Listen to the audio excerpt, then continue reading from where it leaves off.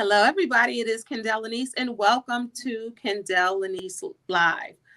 All right, we had some technical difficulties. I'll talk about that in a moment, but I am here with Carrie S. Boone. We're going to be talking about navigating through grief and a whole lot more. Stay tuned.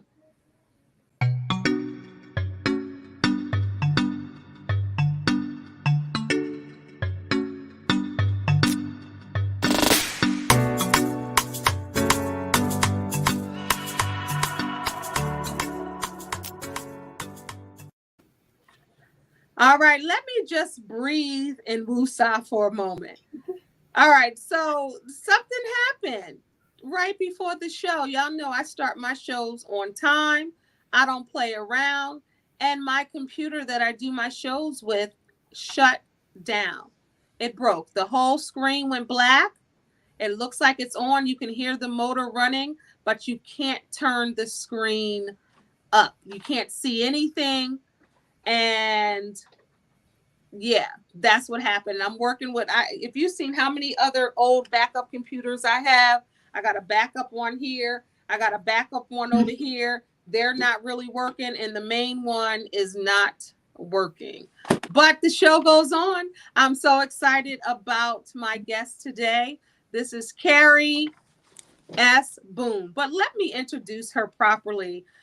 She is an author of this amazing book, Unbelievable Grief, Incredible Grace. I just want to read her about this book. Have you ever felt confused and overwhelmed by unattainable emotions?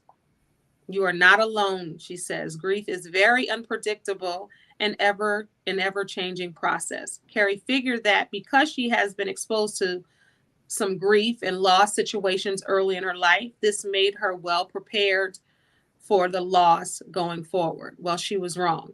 Even though Carrie had been exposed to grief and loss at an early age, at the age of 8, she would learn that the loss of a very dear loved one to ALS would send her on an unpredictable and turbulent journey of grief and despair.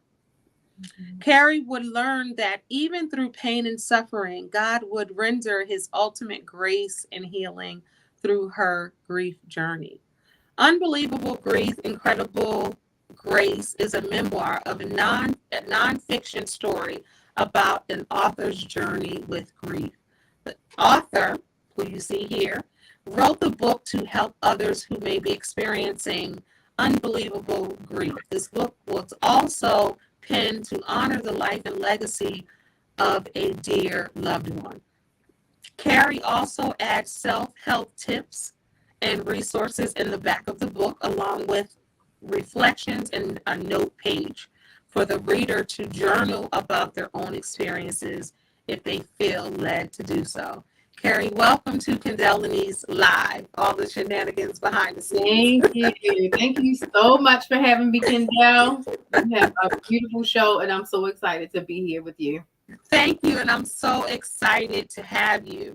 So as I was preparing for the show and reading your book, and which is right here, and I thank you for sending me a copy. So I was able to really take a look at this book. First of all, it's beautiful. Thank you. You're welcome. And it's not always easy to write about your own grief, to write about your own experiences. No. As I just wrote one about healing that's going to be released in December. Congratulations. Thank you, and congratulations on this. So tell me, in writing this book, well, first I want to acknowledge this. This is my boy. This is Brother Calvin's sister. I got to say that because my listeners, my viewers, your brother has been on every show I've had for like the last 8 years. He's been on my podcast. He was on my very first show. He's been on my panels. He's been on everything. He gets around. He gets around. You know, he plays no games when it comes to promotion. He does not. He is a master at it. He sure is. And he's been promoting you. And he said, you definitely have to talk to my sister. And when I saw the title of the book instantly, of course, on the strength of him, but on the strength of your own, your own merits. And when I saw the title of this book, I was like, whew. So tell me, you could have just gone through this, right? You could have just been experiencing this on your own. Yeah. But why did you decide to write about it? Well, thanks again, Kendéll, for having me. I'm so happy to be here. I lost my dad from an incurable disease last year, ALS, which is a motor neuron disease that attacks the brain and spinal cord. And this particular grief was very different for me. Like, I had never experienced grief like this before. And it took me on a writing journey as far as like coping and trying to help myself self-soothe through the loss.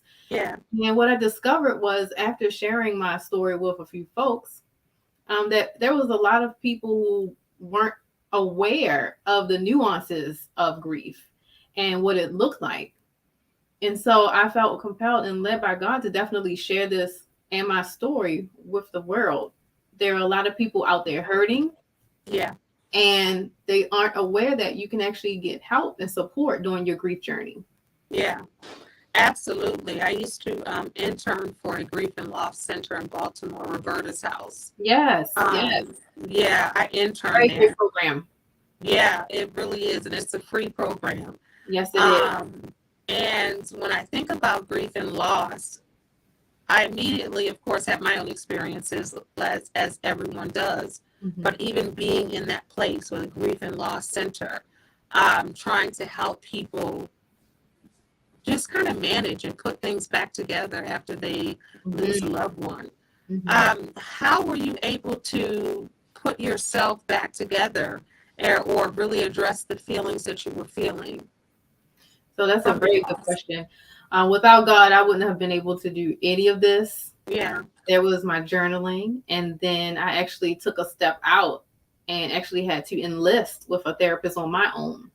Yeah. So in that process, I was able to, express what I was feeling, work through the grief a little bit better, and then, arm myself with additional coping strategies. Because what I learned through this actual loss was that there were some holes in my toolbox that I was not aware of.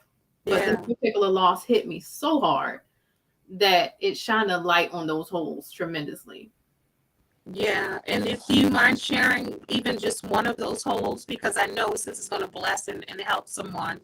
And I know the show already is going to bless and help someone, because like I told you off camera, this is the first time that this has ever happened when it comes to a show. And you were like, it's going to be powerful. And that's what I felt too.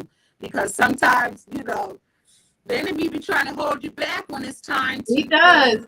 He really tries, but he cannot win. He is defeated. Yeah. Absolutely. He is defeated. Yeah. And so one of the holes, and I'll go ahead and share it, is what, was holding things in. Like, growing up, I've experienced grief since the age of 8. And after a while, I decided, I'm just going to hold it in because it's too painful to process. Yeah. And so with this particular loss, that was kind of like not an option. So that particular hole in my toolbox of holding it in was not manageable at all. Yeah. And so why do you feel that even, at a younger age, why do you feel like you had to hold your emotions and feelings in? Why did you feel like you couldn't just express it? Was that somehow suppressed? I believe it was. In my family, I come from a very loving family.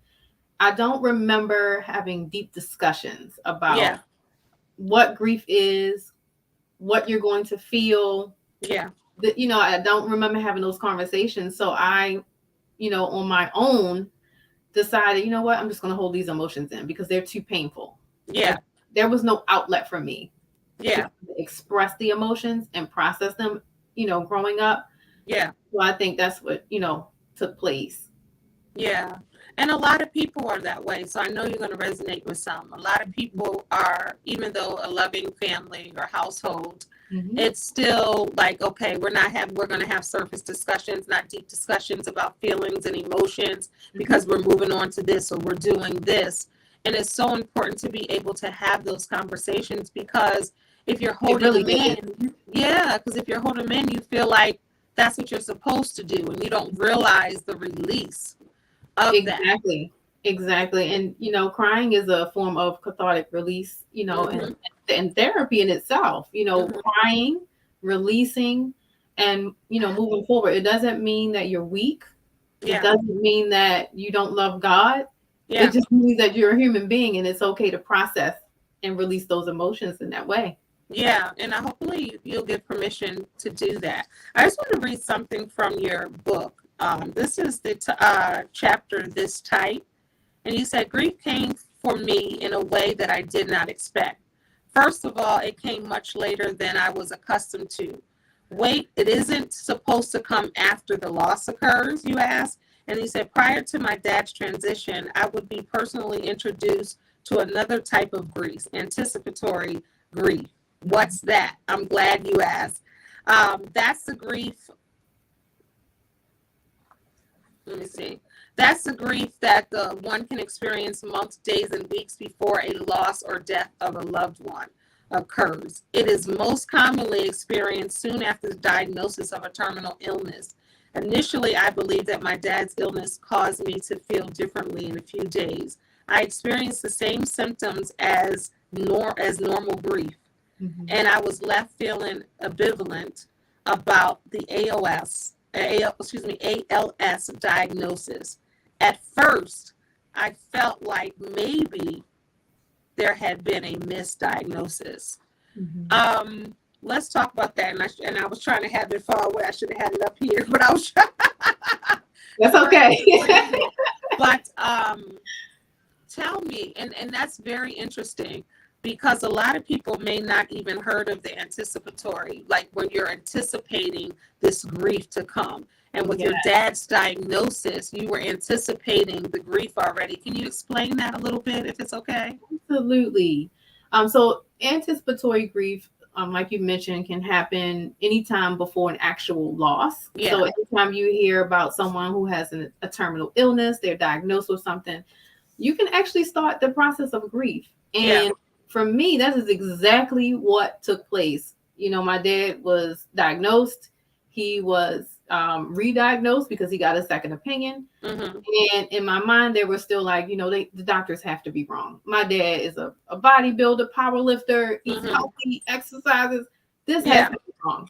And so from that point of diagnosis, I started noticing, the decline in his health. And so it took me on an, incredible journey of like, whoa, what is going to happen next? Now I have to prepare for this. The what if set in, and so I anticipated everything. Okay, his next doctor's appointment. What are they going to say next?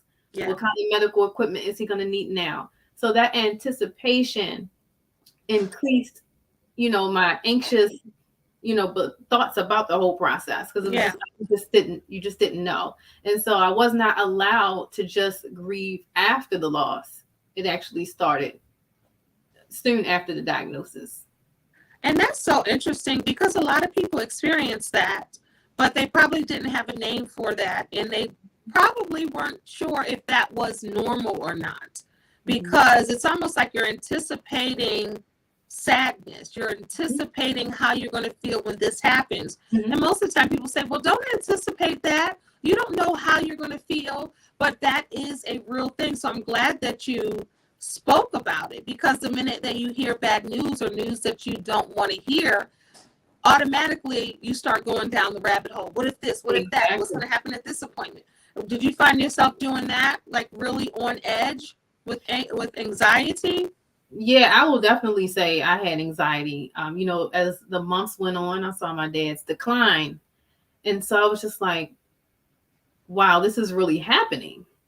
And so, there was times where I was in despair, because I was just like, well, wait a minute, this, the doctors are saying this now. So this must mean that we're nearing to the end, because it just kept progressing so fast, and it progressed much faster than what the doctors had indicated initially. Usually the lifespan after diagnosis is 3 to 5 years. Mm-hmm. That was definitely not the case for my dad. So definitely anxiety, yearning, despair, anger, Yeah. and guilt as well, because here Yeah. I am. I have my dad here. He's Yeah. ill. He has this awful diagnosis. Yeah.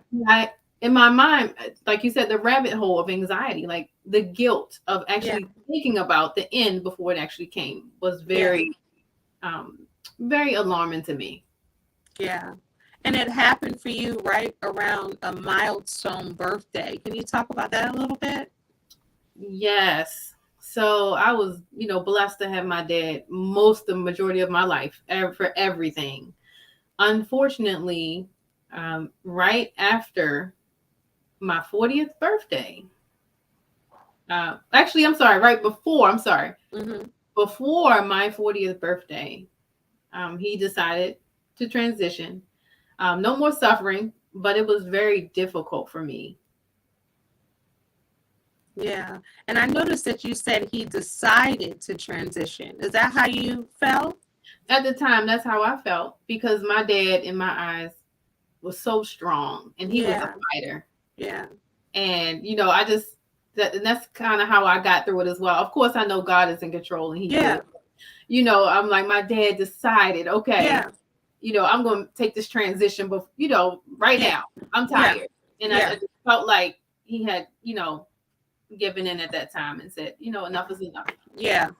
And it's so interesting that you're talking about it. Like, this whole thing is confirmation, because as I told you, I'm doing a book on healing, and I have a chapter where I talk about death. And God wrote that, and that's a whole nother story. But it's so interesting because some look at it as abandonment, or that the person left you. Yeah, that's Um, deep. yeah. And it's almost like when you said he decided to leave, it's almost that in itself. And I'm so glad that you wrote this book, because, again, and I'm going to continue to say that, you really are going to help others, because you're using your painful experiences to be able to be cathartic, and to be able to put it on paper, and to help you with your healing. How have you found that just putting the words to the paper and actually publishing the book and getting it out there, how do you feel that that's helping you in your grieving process? I definitely think it's helpful, as a life coach. We all, and yourself, as a therapist here and life coach there, Yeah. we love journaling. We tell our clients that, and I actually Yeah. utilized it on my own and saw Yeah. power in it. And so, Yeah. journaling about it led me to be able to write.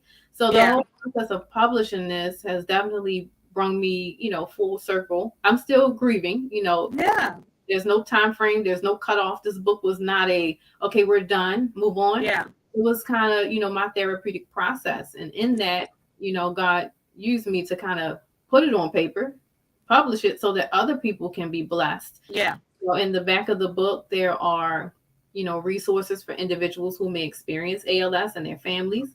There are journaling prompts, like for those who need help starting how to journal. And then there are reflection pages where you can actually reflect and write down and journal about your own grief experiences. Yeah. Yeah. So. And I think that that's so important. When I think about ALS, of course, we know a lot of people that passed away because of ALS. But I think about as of late, I think about Tabitha Brown. She always talks about, did you know that her mother, you know who Tabitha Brown is? I do. Did you know her mother passed away? No, I didn't. ALS? Yeah, No. she passed away of ALS. And she often talks, and she often talks about ALS and what that did to her mother, and how, she kind of keeps her mother's name, not kind of, she does keep her mother's name, in the forefront when it comes to ALS, and she's educating people on that. Do you find that you want to on ALS, and have you found that people actually know what that is, or do you even talk about that part of it? That's a good question. Yeah, I definitely want to bring awareness to the disease. As you know, I had heard about the ice bucket challenge for years, but never really looked into what it was.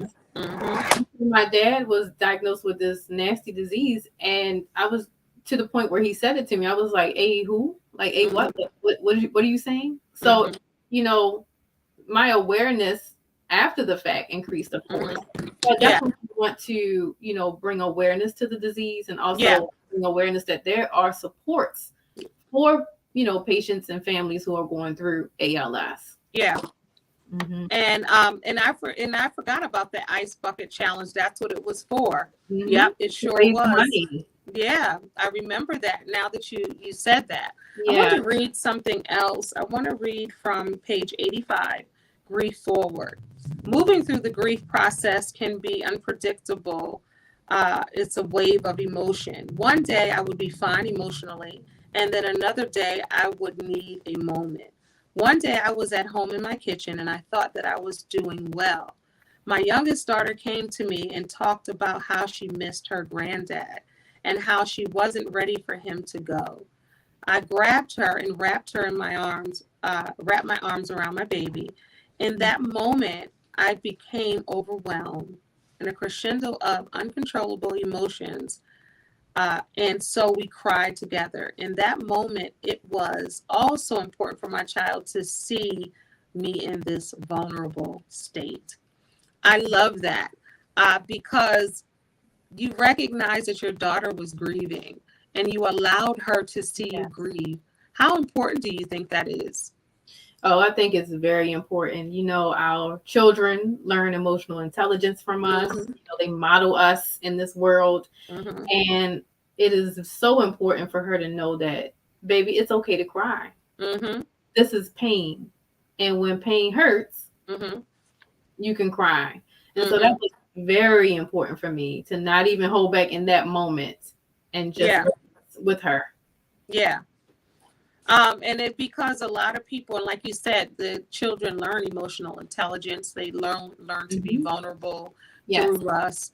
Why do you think so many people are scared to show true emotion and feeling? Not even in front of their child. That's a whole nother subject. Yeah. But to really just to show feelings and emotions, why do you think people are afraid to be vulnerable in that way?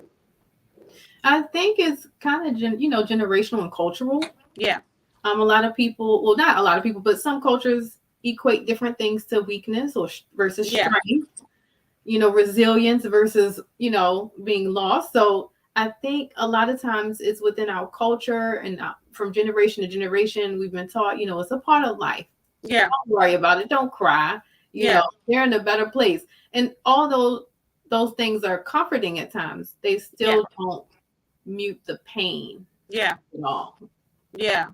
And I totally agree with you. How is your daughter doing now? I mean, like you said, this book is not okay, presto magical, everything is fine. How is your daughter doing right now? Thank you for Really asking. understanding. You're Yeah. welcome. So what I've found amazing in watching my children is that they are resilient, and so she's kind of integrating the loss, like me, Mhm.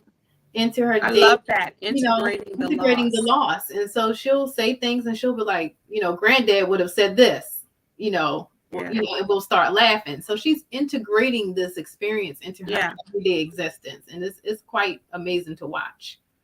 I love that integrating the loss because you do. That's unfortunately that's what you have to do. It is a reality. Mhm. You have to integrate that into your life. Exactly. Because just because your father passed away, he's still your father. Exactly. So I love that, and I love that you're keeping the memory and the legacy of him alive. As we have a game at the end. So we're going to have some fun. 5 minutes of Cool. fun. You good with that? I love fun. Okay. She said, I love fun. Let's But do it. I wanted to read some coping tips for grief and loss you have in your book. And this is on page 103, everyone. So if you get this book, I suggest you get this book, especially if you're going through loss or even if you're not, because unfortunately, and it's sad to say, but we're all going to experience loss and grief If you haven't, you're going to. And I would suggest you have this book to kind of guide you through and to listen to Carrie's story, because it will help you. Coping tips for grief and loss in a lost grief and loss journey. I don't want to hold it up in my face so I can read it. All right. So, number 1, give yourself time to feel the emotions that you're feeling. Number 2, give yourself time to accept that a loss has occurred in your life. The reality check is so important. Number 3, don't allow anyone to tell you how long grief should take. Number 4, don't compare your grief process to anyone else's. Mm-hmm. Number 5, don't put your grief in a box. It is now a part of your daily journey. Number 6, pull on your support networks for help. Number 7, embrace laughter. Seriously, laugh, and then laugh some more.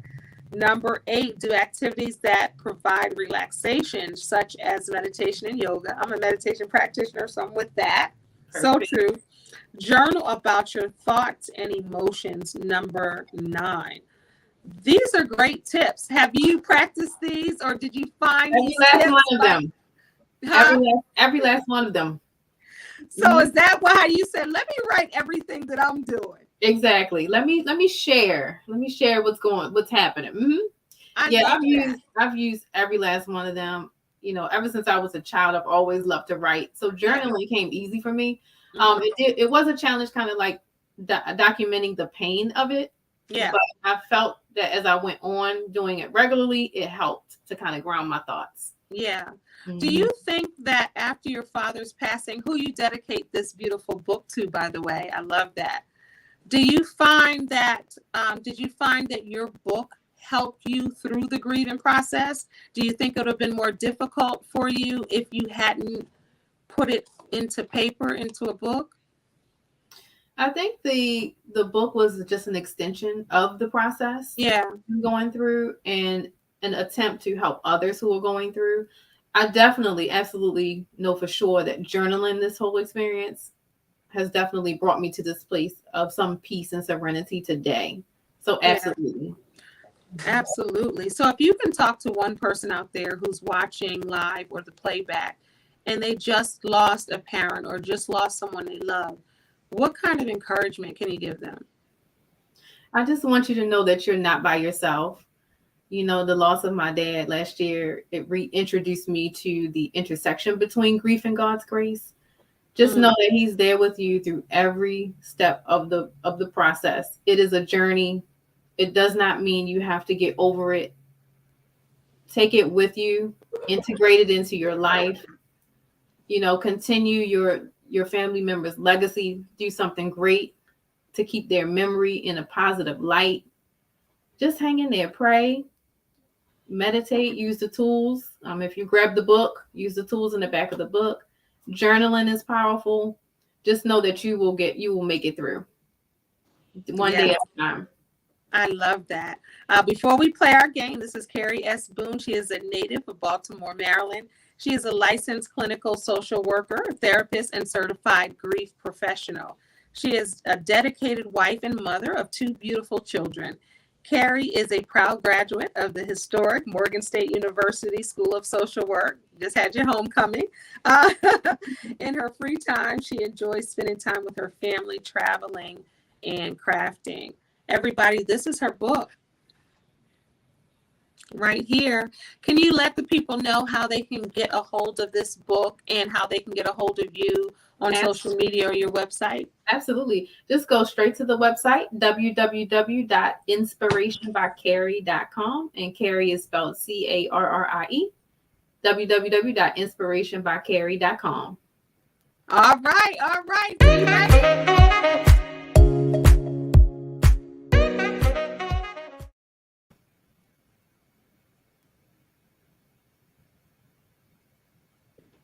All right. You know, I'm not working with my regular device, so I don't know. That had a mind of its own. It's supposed to wait a little bit, but that's all right. I'm so glad that we pushed through. It's so important to have that push through spirit sometimes, you know, even whatever you're doing, to know that just God has his hands all over it. So it may not your grief, the show. It may not look how you want it to look, but it's for your greater good, whatever that is and whatever that means. And sometimes we don't find out till later. That's true. Yeah. But I can tell you this, you're making your dad proud. I really feel like that. I really feel that he's smiling down.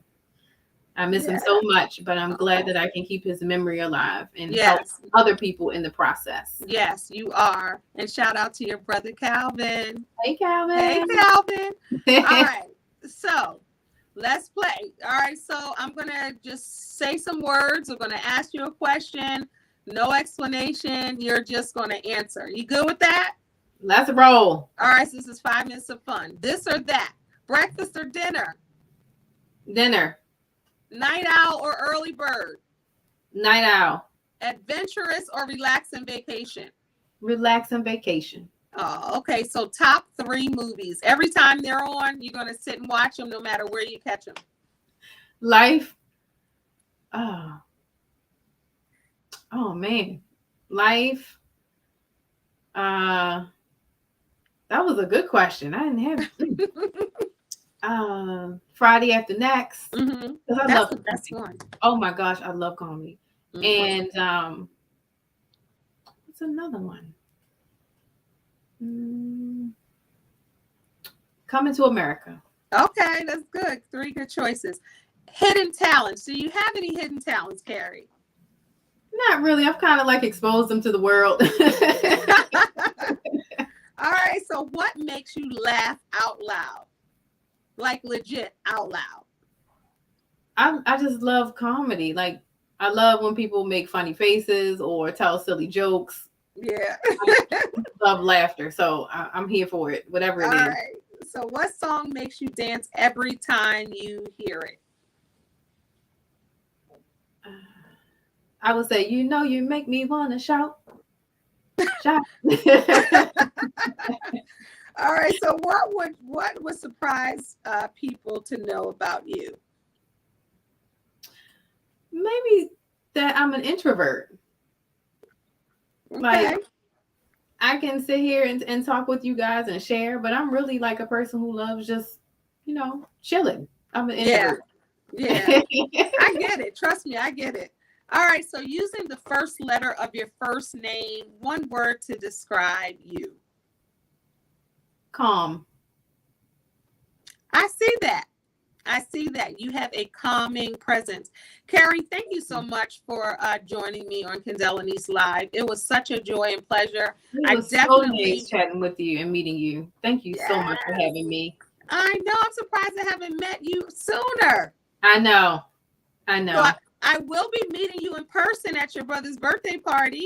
Yeah, you will be there for the yellow party. Yes, I will be there. I'm trying to figure out what yellow I'm going to wear. Oh, yeah. You said you got to wear yellow, gray, or white. Or white, yeah. So I got it, and I got to figure out what I'm wearing, but I will be there to give you a hug. Yeah, I can't wait to meet you. I can't wait to meet you also.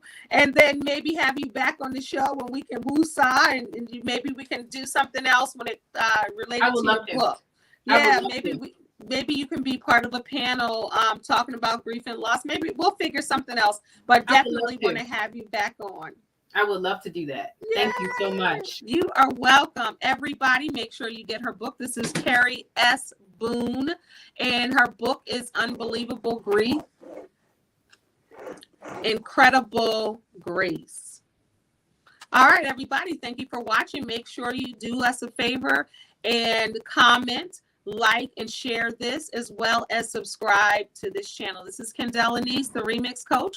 Remember, you are a star, so don't allow anyone to dim your shine. Until next time, God bless. Peace. Peace.